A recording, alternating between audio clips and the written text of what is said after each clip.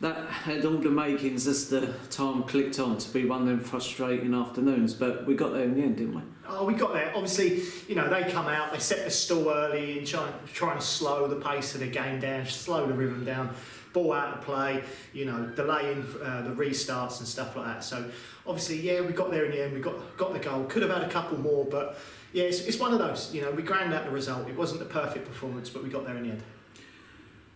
What was the half-time talk like? Because was it one of them ones where Ernie just had to say, keep going, keep going? Pretty much. Obviously, you don't want to overcomplicate it. Obviously, we start giving too much info across and what you should do and so forth. It just makes things difficult for them to understand.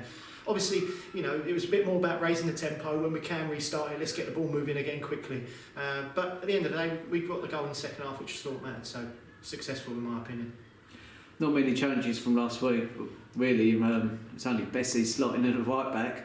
Not his favourite position, but he must be happy that we come away with a clean sheet. Oh, listen, we know the situation with our squad. It's not the biggest squad, certainly in the league, and we ask people to do jobs for us. Now, obviously, Joe's been brilliant the last couple of weeks, and unfortunately he's not very well at the moment. And for Best to slot in there and put in a performance like he did, we knew everything about their number 7 out there on the left. We knew he was the main threat, and it was about who we can match him like for like. And Bessie did that today. He was absolutely superb, so credit to him.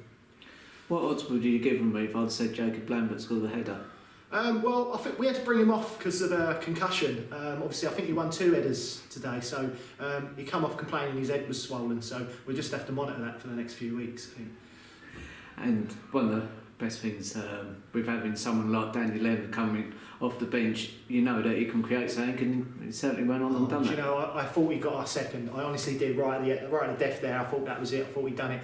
But no, like I say, great delivery in for Lambo's header. But again, he showed that quality as well in terms of getting the ball wide, just holding up, waiting for players to get into the box. And the occasional where he's cutting. I mean, like I say, he could have nicked it for us right at the very end and got that second. But it's football. It's why we're all here watching it. All excited still. And then last night we get the call that Aidan unfortunately had an injury pop up.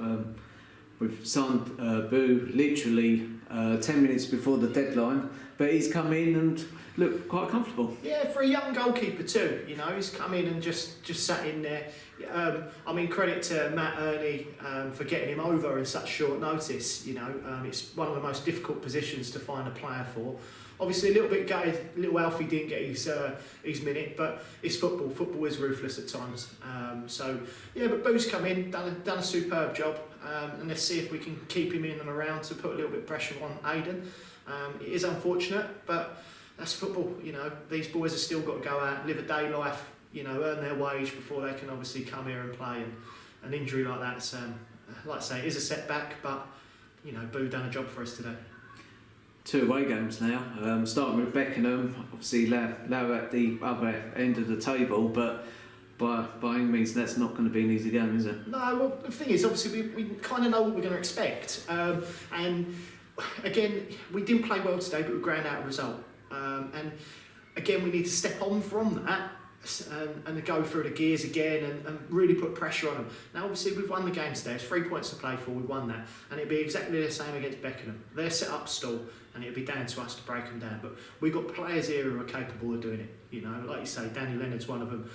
Best when he gets the opportunity to go forward. Bradshaw, Jav, they've all got goals in them as well, so we just go for it, game at a time, but 3 points definitely expected against Beckenham Saturday. And then finally, you've been a busy man last few weeks because you've been launching this new academy that's on the Monday night. Yes. Tell us a little bit more about that. So we set the academy up to be fully inclusive, both boys and girls, from under 7s to under 12s. Obviously, we set it up for a little bit of a community project, try and invite people here to come and see what Sheppey's all about. Firstly, didn't expect it to be as big as what it was. The first week we had over 60 odd kids. 90 odd applications come in, obviously 60 turned up on the day.